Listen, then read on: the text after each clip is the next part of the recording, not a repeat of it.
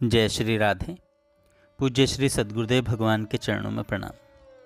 पूज्य श्री रमेश बाबा जी महाराज कहते हैं, देखो भगवान से मिलने के लिए बहुत से लोग कोशिश करते हैं, लाखों वर्ष तपस्या करते हैं, लेकिन फिर भी अनुभव नहीं होता। सूरदास जी कहते हैं, जब तक हमारे मन में कामनाएं हैं संसार की, विषय भोगों की, तब तक कुछ नहीं होगा। चाहे यज्ञ कर लो, योग कर लो, व्रत कर लो, जैसे भूसा कूटते रहो उसमें दाना है ही नहीं, फिर कहाँ से निकलेगा। ऐसे ही जब तक संसारी कामनाएं हैं, स्वप्न में भी भगवान नहीं मिलेंगे। कोई कुंभ मेला नहाने जाता है, कोई तीर्थ यात्रा में जाता है, इससे कुछ नहीं होगा।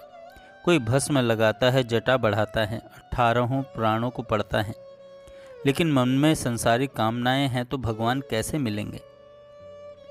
शुक्राचार्य जी ने तप किया था उल्टे टंग कर, नीचे से धुआं आ रहा था, वह उसको हजारों वर्ष तक पीते रहे। तब उन्होंने देवगुरु बृहस्पति से भी ज़्यादा सिद्धि प्राप्त की, परंतु भगवान नहीं मिले, क्योंकि मन में कामना थी। ज़्यादातर संसार में लोग नाम चाहते हैं, यश चाहते हैं, मान प्रतिष्ठा चाहते हैं। साधु बन गए, विद्वान बन गए, कथावाचक बन गए, बड़े लंबे चौड़े भाषण देते हैं, परंतु कथनी और करनी अलग अलग है। कहते हैं, मेरे तो गिरधर गोपाल दूसरों न कोई, परंतु करनी बिल्कुल विपरीत।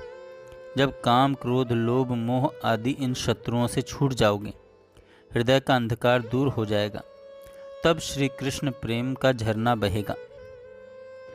जैसे मीराबाई के हृदय में प्रेम का झरना बहता था, क्योंकि उनके मन में कामना नहीं थी। वह शरीर निर्वाह के लिए भी कामना नहीं करती थी। जो पहरावो सोई पहरूं, जो दे दो सोई खाऊं, मेरी उनकी प्रीत पुरानी, उन बिन पल न रहाऊं। जहाँ बिठावे तिति ही बैठूं, बेचे तो बिक जाऊं, मीरा के प्रभु गिरधर नागर, बार बार बलि जाऊं। जिस परिस्थिति में भगवान रखें उसी में संतुष्ट रहो, यही सच्ची भक्ति है। थोड़े से अपमान में उदास हो गए, थोड़े से सम्मान में प्रसन्न हो गए, ये कोई भक्ति नहीं है। इन दोनों को पटक कर मार डालो, तब श्री कृष्ण की गलियों में घूमोगे। जब तक थोड़ा सा भी सहारा दुनिया का रहता है, तब तक राधा कृष्ण की प्राप्ति नहीं होती।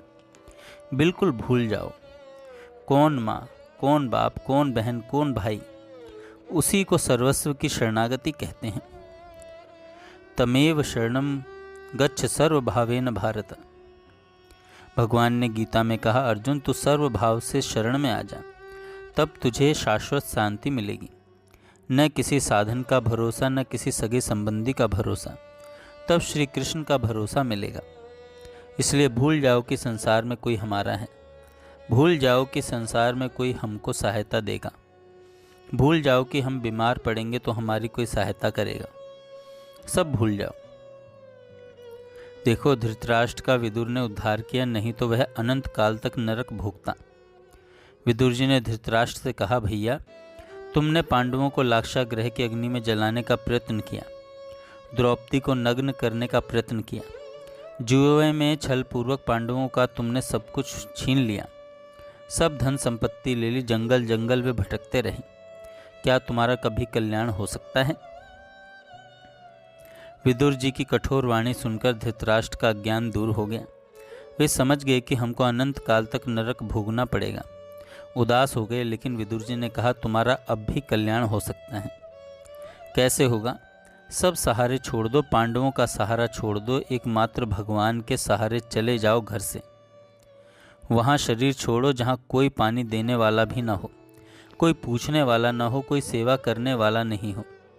इसी को अविज्ञात गति कहते हैं। थोड़े से दिन बाकी हैं तुम्हारी जिंदगी के, इतने में ही भगवान मिल जाएंगे, तुम्हारे अनंत पाप जल जाएंगे। सब सहारे छोड़ दो, केवल भगवान का सहारा लो। अब नाम जपो उनका। गांधारी सुन रही थी, उसकी आंख में पट्टी बंधी थी, वह भी अंधी थी। समझ गई कि आज ये चले जाएंगे, आज ये छोड़ जाएंगे सबको। धृतराष्ट्र रात को उठे, अंधे थे, फिर भी चुपचाप चल पड़े। गांधारी ने हाथ पकड़ लिया, कहाँ जा रहे हो? वह बोले, तुमने सुना नहीं विदुर ने क्या कहा? अविज्ञात। वहाँ शरीर छोड़ो जहाँ कोई पूछने वाला न हो। मो मरने को नेम है, मरूं तो प्रभु के द्वार। कबहूँ तो प्रभु पूछी हैं, कौन मर्यो है मेरे द्वार। गांधारी बोली, यहाँ रहकर मैं क्या नरक भोगूंगी, जहाँ तुम मरोगे वहाँ मैं भी मरूंगी। उन्होंने कहा, चलो। ऐसा कहकर दोनों अंधे अंधी रात में निकल गए। कितनी ठोकरें पड़ी होंगी, कोई रास्ता दिखाने वाला नहीं, कोई साथ देने वाला नहीं, गड्ढे में गिर जाएं तो उठाने वाला नहीं। इसको कहते हैं सर्वभाव की शरणागति। धृतराष्ट्र का कल्याण हो गया, नहीं तो लाखों वर्ष नरक भोगने पड़ते। सिर्फ इसी बात पर कल्याण हो गया कि हमको सब सहारे छोड़कर वहाँ जाकर मरना है जहाँ कोई पानी देने वाला ना हो। इसलिए जो लोग भक्ति करने चले हैं वे भूल जावें कहाँ हमारा घर है, कहाँ हमारी माँ, कहाँ हमारा बाप। बस सब कुछ श्री कृष्ण है। माँ के रूप में भी, बाप के रूप में भी, सब संबंधों के रूप में केवल श्री कृष्ण ही नजर आए।